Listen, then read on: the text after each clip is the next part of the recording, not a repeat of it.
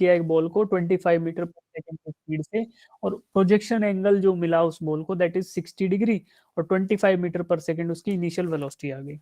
अब you have to find out how far above the ground, ground से कितना ऊंचाई पे जाएगी बॉल। एक फील्डर जब 50 मीटर की दूरी पे जो खड़ा है जब वहां पे पहुंचेगी, यानी कि 50 मीटर की एक्स की वैल्यू है, उस पर आपको वाई की वैल्यू फाइंड आउट करनी है।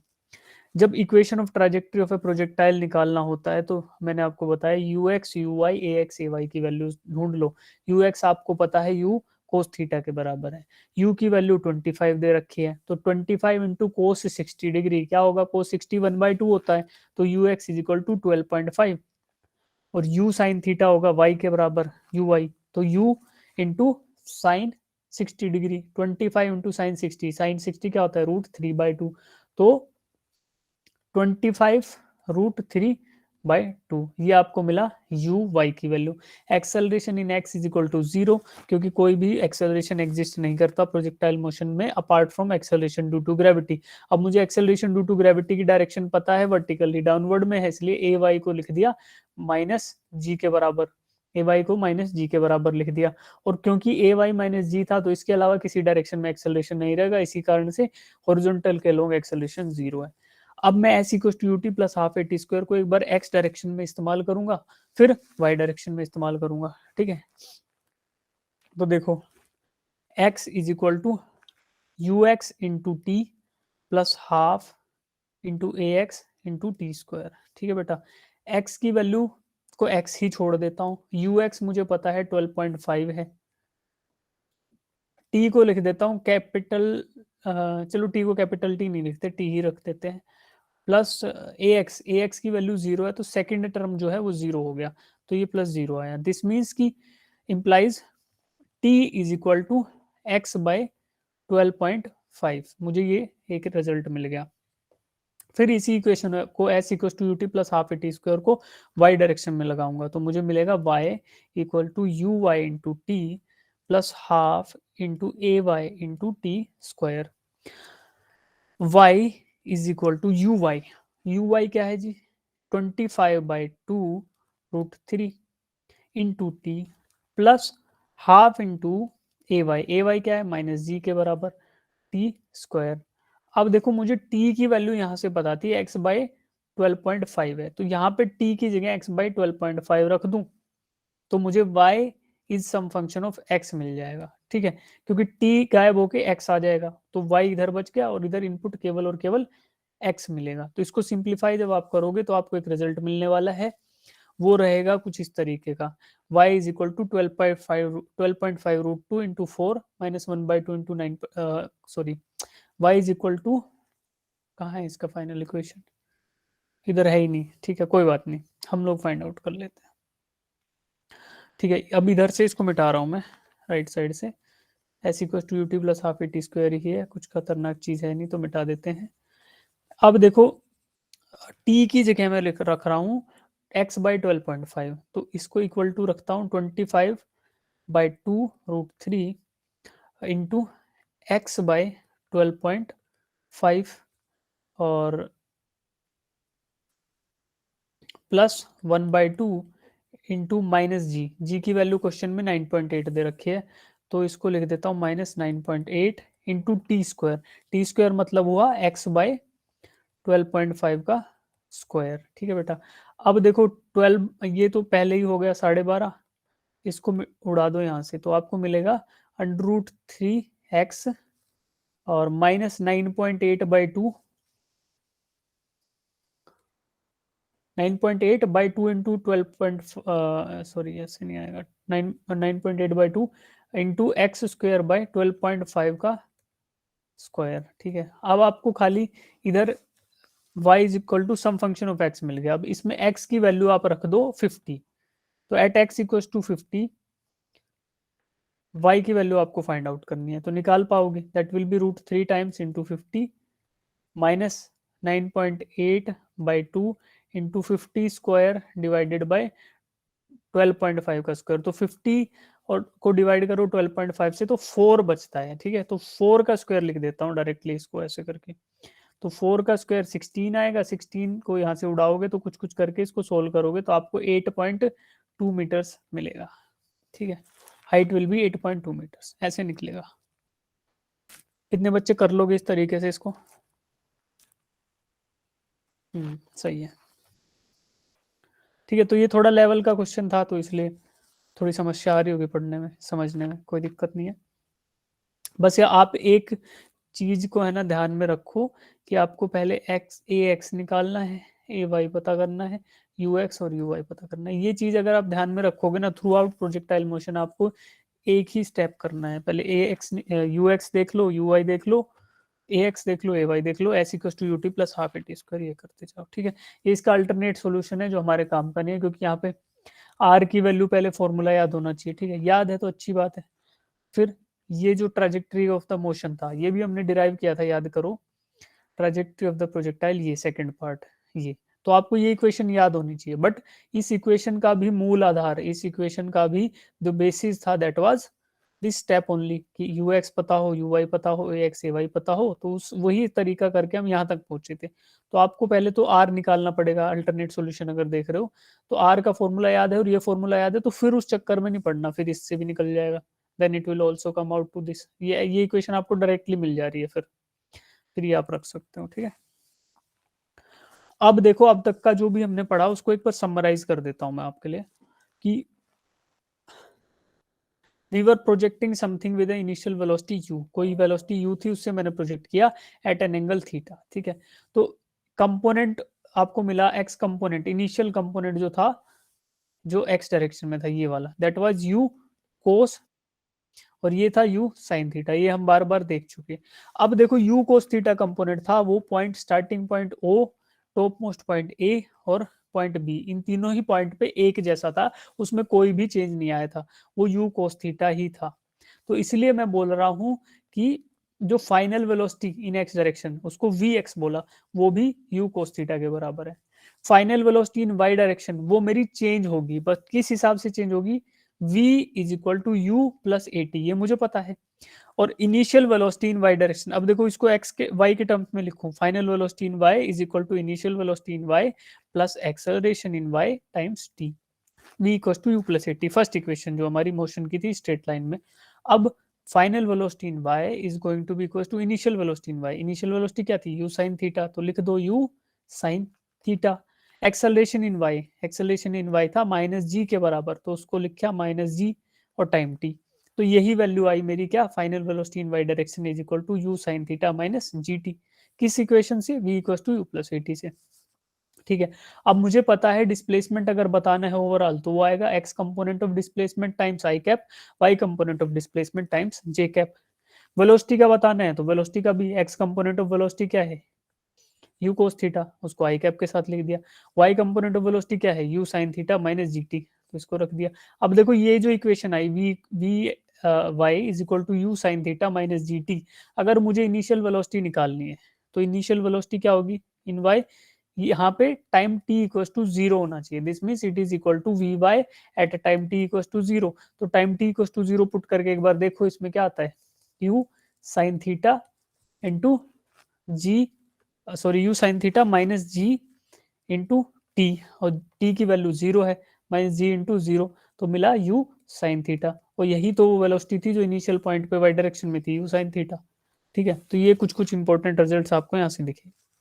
अब तक जितना भी हमने पढ़ा प्रोजेक्टाइल मोशन में उसके सारे के सारे फॉर्मूलेज इस एक शीट पे इकट्ठे कर दिए गए आप लोगों के लिए, कि रेंज का फॉर्मूला क्या था, U square sine two theta upon G. अब एट 45 डिग्री, ये हमने देखा था कि जब प्रोजेक्शन एंगल 45 डिग्री होगा तो मेरा रेंज जो है उसकी वैल्यू मैक्सिमम रहेगी, और वो क्या रहेगी, sine of two theta, sine of two theta is going to be, जब 45 थीटा है तो टू थीटा 90 होगा, यानी साइन 90 होगा तो वन, वन रख दोगे तो जो रेंज आएगा मैक्सिमम वो आएगा यू स्क्वायर बाई जी।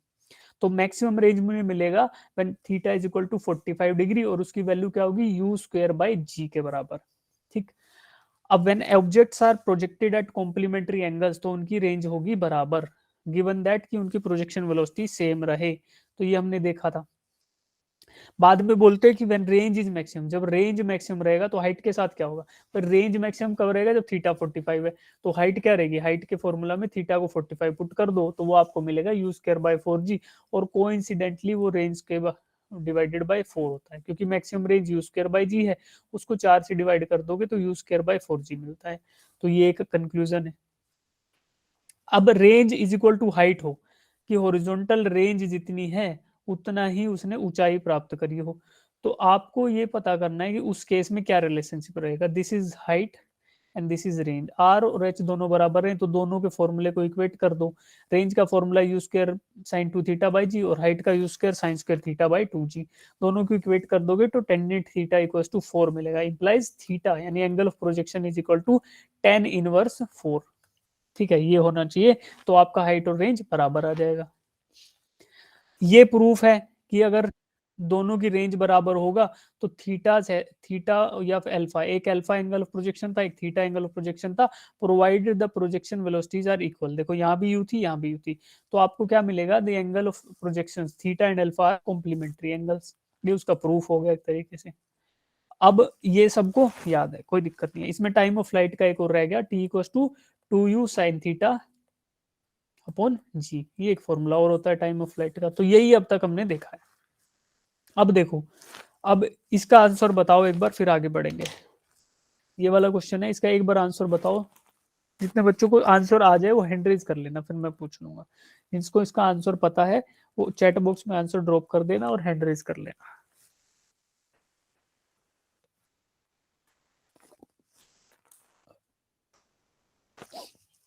जिनको आंसर पता है इसका, a bomb is dropped by fighter plane flying horizontally, एक फाइटर प्लेन है हॉरिजॉन्टली फ्लाई कर रहा है, वो एक बॉम्ब ड्रॉप करता है। To an observer sitting in the plane the trajectory of the bomb is, ऐसा ऑब्जर्वर जो प्लेन में बैठा है, प्लेन में बैठ के उस गिरते हुए बॉम्ब को देख रहा है, तो उसको वो बॉम्ब कैसा दिखाई देगा, कैसा प्रतीत होगा।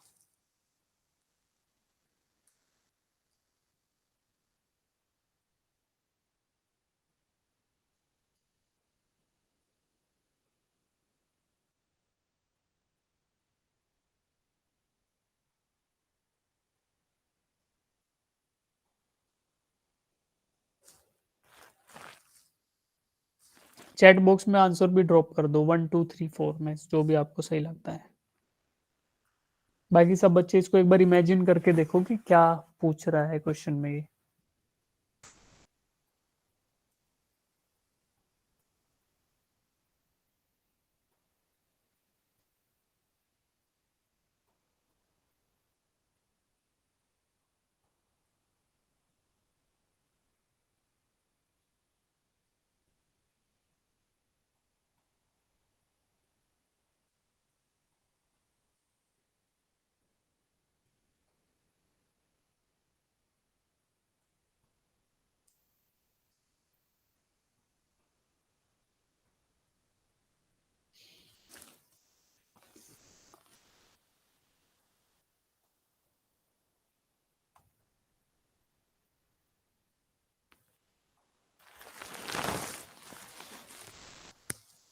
एक एयरप्लेन है, फाइटर एयरप्लेन, ठीक है,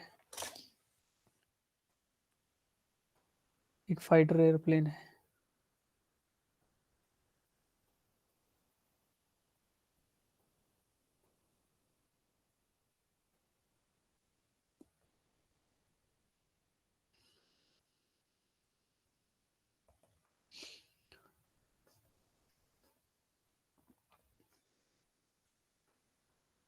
ठीक है, ये मान लो इसको कि ये फाइटर एयरप्लेन है, और इसमें पीछे भी ऐसे होता है ना।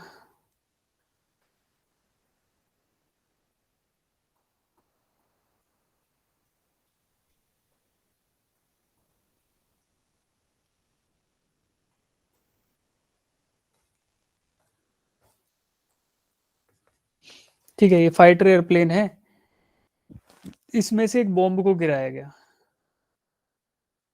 मान लिया, ठीक है।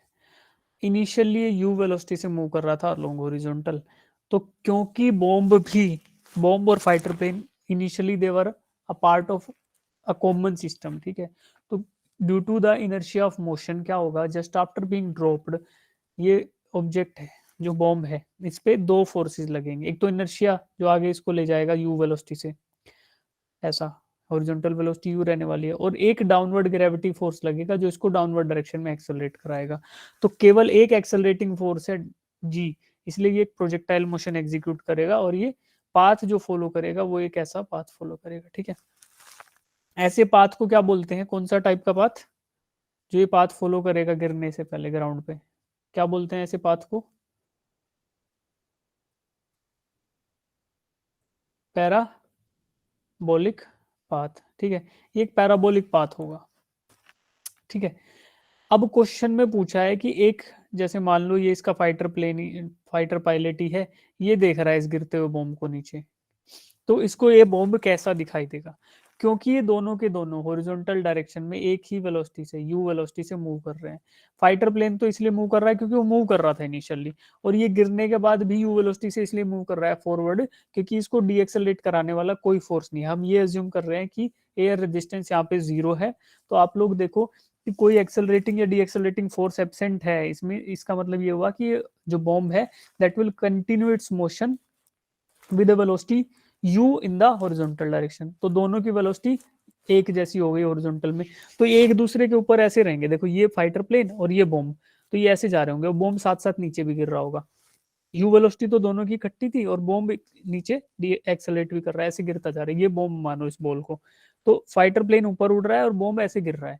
बट अब कोई बंदा ऐसे नीचे देख रहा है, जैसे ये पेंसिल है ऐसे मुंह फाड़ के नीचे देख रहा है, तो क्या होगा उसका, उसको ये केवल और केवल स्ट्रेट लाइन मोशन नजर आएगा, उसको ऐसा लगेगा कि सीधा सीधी रेखा में नीचे गिर रहा है, और एक्चुअल पाथ जो इसका ट्रेवल्ड है दैट इज पैराबोलिक पाथ, जैसा मैंने आपको ड्रॉ करके दिखाया।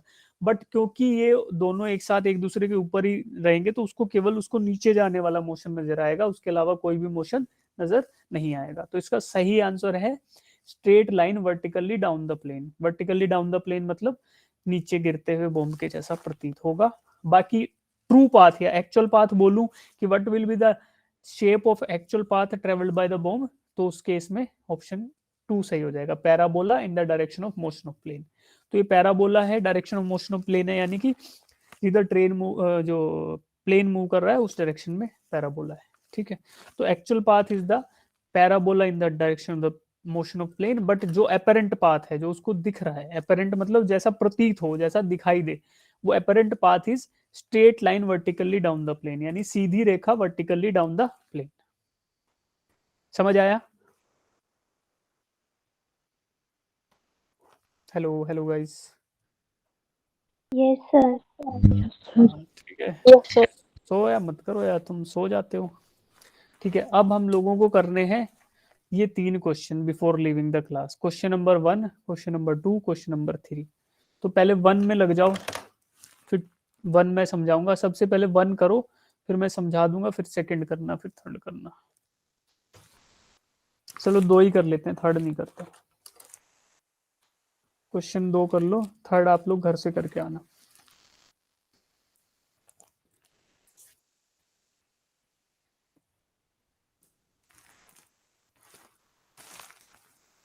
एक बार क्वेश्चन 1 खाली ट्राई करो, उसमें मैं आपको थोड़े हिंट दूंगा, तो आपको दूसरा क्वेश्चन समझ आ जाएगा क्या करना है।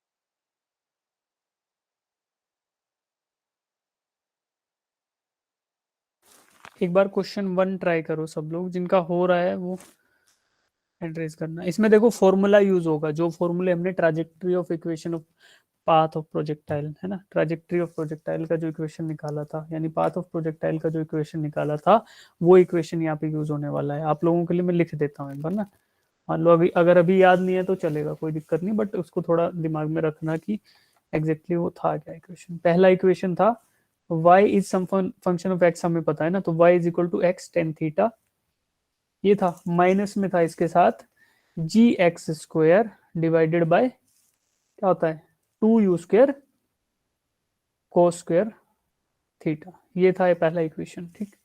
और दूसरा इक्वेशन है y is equal to X tan theta, तो एज इट इज रह जाएगा, but we have to write it in the terms of range, तो one minus x by R, ये था। ये दोनों इक्वेशन है, इसमें से कोई भी जो आपको सुटेबल लगे वो क्वेश्चन वन में यूज करना, क्वेश्चन टू में भी यही इक्वेशन में से कोई यूज होगी, then you can find out the answer. ठीक है बेटा, कंपेयर कर लो इक्वेशंस को, जो ट्राजेक्टरी का इक्वेशन है उसको क्वेश्चन में दी गई इक्वेशन से कंपेयर कर लो, ये हिंट है आप लोगों के लिए। अब समय मिल रहा है पूरा 3 मिनट का समय लो, 9 बजे मैं पूछूंगा सीधा, सॉरी 10 बजे, तब तक करो।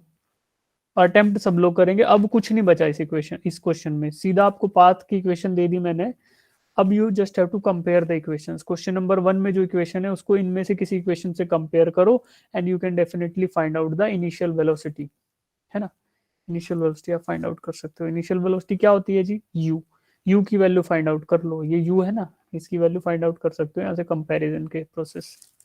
Find just compare the equation of the projectile with respect to the equation that we have derived earlier, और वो दोनों इक्वेशन डिस्प्ले पे लिख दिया है मैंने।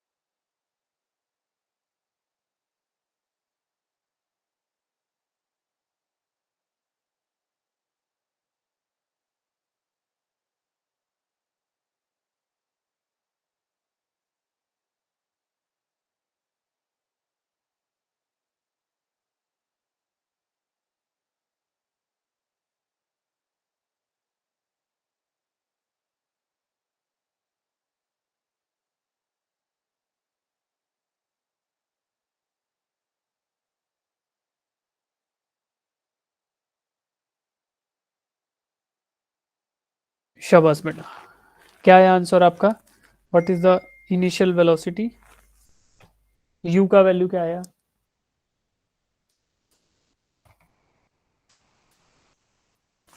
शायद सही है।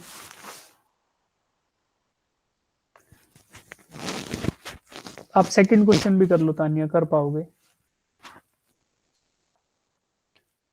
जिनका फर्स्ट हो जा रहा है बेटा सेकंड कर लो, दोनों क्वेश्चन एक साथ डिस्कस करेंगे। अब देखो फर्स्ट क्वेश्चन में क्या करना है, अभी जिनसे नहीं हुआ, कि कुछ बच्चे कर रहे हैं, अगर खुद से कर रहे हो तो यस सर बोलो एक बार। Yes, sir. Yes, sir. Yes sir. ठीक है, थोड़ा हिंट दे देता हूँ, रुको, कोई बात नहीं, बड़ा वीक सा यस सर मिला मुझे, कोई बात नहीं। y is equal to root three x minus one by two x square, ये इक्वेशन है। एक इक्वेशन तो ये है, और दूसरी इक्वेशन ये है जो हमने पहले डिराइव करी थी। आप इन दोनों इक्वेशंस को आपस में कंपेयर कर लो, खाली कंपैरिजन से आपको मिल जाएगा क्या, कि 1/2 की वैल्यू आपको कुछ मिलेगी, ठीक है, वहां पे वैल्यूज पुट करो तो मिलेगा। देखो बेटा, रूट थ्री एक्स है, यहाँ पे टेन टेन थीटा एक्स है, तो tan theta is equal to root three, यहाँ से मुझे मिल रहा है, ठीक है। तो थीटा तो निकल सकता है ऐसे, अगर थीटा भी पूछा होता तो tan theta is equal to √3। कैसे? Just by comparing the equations. tan theta x था या √3x था, तो इसका मतलब tan थीटा ही √3 के बराबर है। यहाँ से tan थीटा √3 आ गया। तो tan थीटा जब √3 है, इसका मतलब ये भी हुआ कि थीटा कितना हुआ? थीटा हुआ 60 डिग्री। सही है। और सेकंड पार्ट को कंपेयर करोगे, माइनस था माइनस है, कोई दिक्कत नहीं। एक्स स्क्वायर के साथ यहाँ 1/2 है खाली, तो इसका मतलब 1/2 इज इक्वल टू इस g/2u² को स्क्वायर थीटा, इसके बराबर है मेरा 1/2।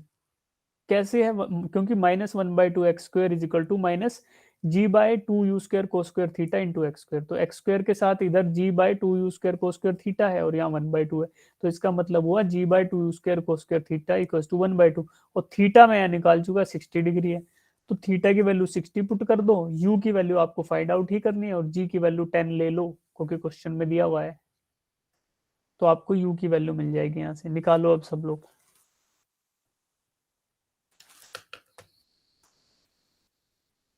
सेकंड क्वेश्चन में रेंज की वैल्यू देखो, जिनको समझ जो फर्स्ट कर चुके हो ये ध्यान दो। सेकंड क्वेश्चन में range, horizontal range is equal to x1 plus x2। Feel करो डायग्राम से, ये जो चित्र है ये वाला, ये सेकंड क्वेश्चन का है, क्वेश्चन नंबर 2 का है ये।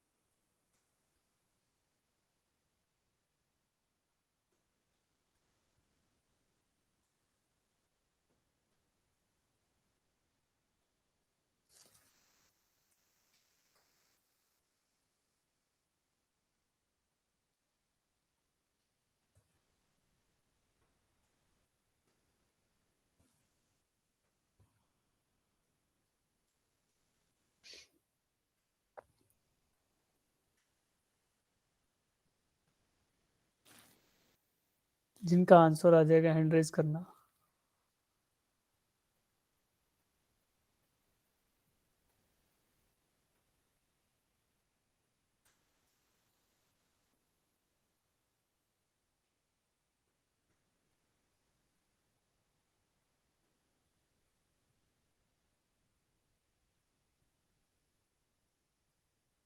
सेकंड क्वेश्चन हुआ था नहीं आपका? हुआ क्वेश्चन नंबर 2? हाँ, हो गया ना। देखो ये क्वेश्चन है जो सेकंड पे आ गए, उन लोगों को ये ध्यान रखो कि इक्वेशन आपकी ये वाली है, y equals to x tan theta into 1 minus x by R, ये इक्वेशन है। इसमें यू कैन पुट r की वैल्यू x1 प्लस x2 रख दो, क्योंकि x1 प्लस x2 ही initial point of the projection से फाइनल पॉइंट तक का दूरी है, क्यों x1 प्लस x2। और x जहाँ पे आपको फाइंड आउट करना है y की वैल्यू, वो क्या है? x यहाँ पे y है ना बेटा, तो इसमें x की वैल्यू x1 के बराबर है, तो यहाँ x1 रखो, r की जगह x1 प्लस x2 रखो, x की जगह x1 रखो, तो आपको y की एक वैल्यू मिलेगी। उसको सिंप्लीफाई करके इन चारों में से कोई ना कोई मैच हो जाएगा उसमें। ठीक है, x की जगह x1 रख लो, क्यों? क्योंकि जो y है वो किस पॉइंट पे डिस्कस हो रहा है, यहाँ पे, और इसकी दूरी x1 है।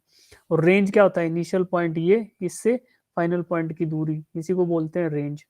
तो रेंज x1 प्लस x2 के बराबर है, तो रेंज को रख लो x1 प्लस x2, और x को रख लो जिस पॉइंट पे आप फाइंड आउट कर रहे हो y की वैल्यू x1 पे, तो x की जगह x1 रख लो, r की जगह x1 प्लस x2 रख लो। फर्दर सिंप्लीफाई करोगे तो y will be something something, और इन चारों ऑप्शन में से कोई मैच करेगा उसके साथ। तो वो सेकंड क्वेश्चन तो बड़ा ही इजी है, you just have to put in the values बस। लेकिन इन क्वेश्चंस में आपको ये ध्यान रखना है कि if you remember the equation of the trajectory, तो ये बड़े आसान हो जाते हैं, और अगर नहीं याद तो फिर थोड़ा सा डिफिकल्टी आ सकती है ना। फिर उसमें हम लोग क्या कर सकते हैं, अगर इक्वेशंस आपको याद नहीं है तो हमारे पास खाली एक ही ऑप्शन बचता है, वो होता है कि एलिमिनेट द ऑप्शंस, है ना। हम कुछ इस तरीके का दिमाग लगाएं कि जो हमारे ऑप्शंस हैं उनको हम एलिमिनेशन कर लें। और वो कैसे कर पाओगे? वो जो फर्स्ट प्रिंसिपल बताया था कि u x u y a x a y s equal to U T plus half A T square, उस तरीके से आप जब प्रॉब्लम को अप्रोच करोगे तो आपको थोड़े संकेत मिलने लगेंगे। You will be getting some intuitions कि हाँ यार, ये ऑप्शन नहीं हो सकता, ये नहीं हो सकता, ये नहीं हो सकता। तो just out of sheer elimination process आप फिर भी कर सकते हो क्वेश्चन को, अगर ये इक्वेशन याद ना हो कुछ। ठीक है। कुछ बच्चों को ये आदत होती है कि सर ठीक है इक्वेशन याद नहीं है, बट मैं कुछ टेस्ट वैल्यूज ले लूंगा, मैं कुछ वैल्यूज अज्यूम कर लूंगा कि x1 की वैल्यू ये, x2 की ये, फिर वो मेरा सेटिस्फाई करना चाहिए ग्राफिकली भी और उधर भी। तो वो टेस्ट वैल्यूज की मदद से भी आप क्वेश्चन एलिमिनेट कर सकते हो। तो ये कुछ टेक्निक्स होती हैं जो आप यूज कर सकते हो always, just to eliminate the options. और ये लेकिन कारगर केवल और केवल एमसीक्यू में हो पाएंगे।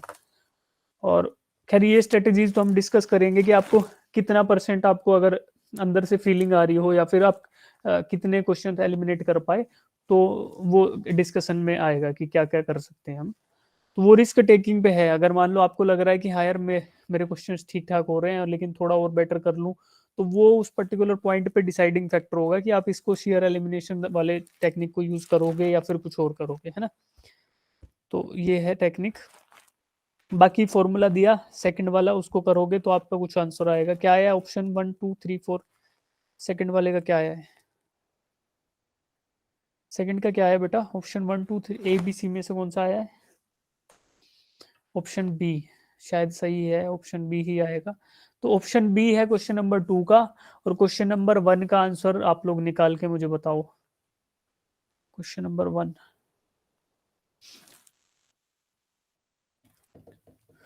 ठीक है। कितने बच्चे ऐसे हैं जिनका 1 और 2 दोनों हो गए? वो हैंड रेज करो।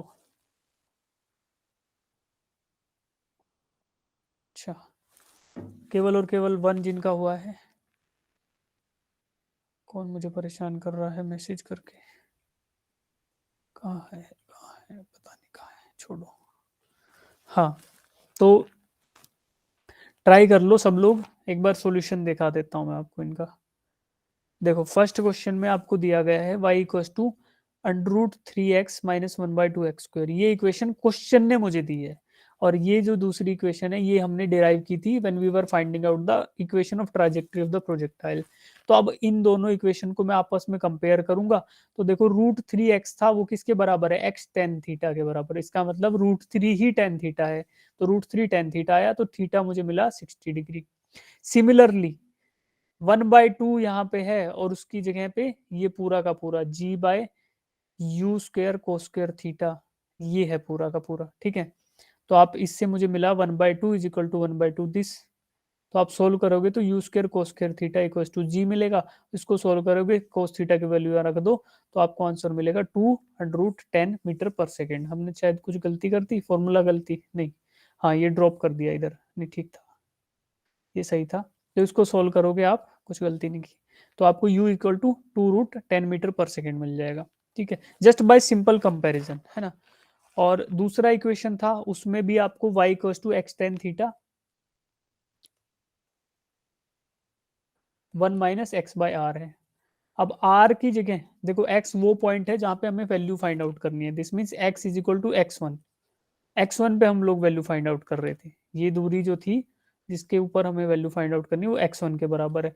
तो x की जगह x1 रख दो, आप y निकालना है। x1 when x is equal to x1 you have to find out y at that point.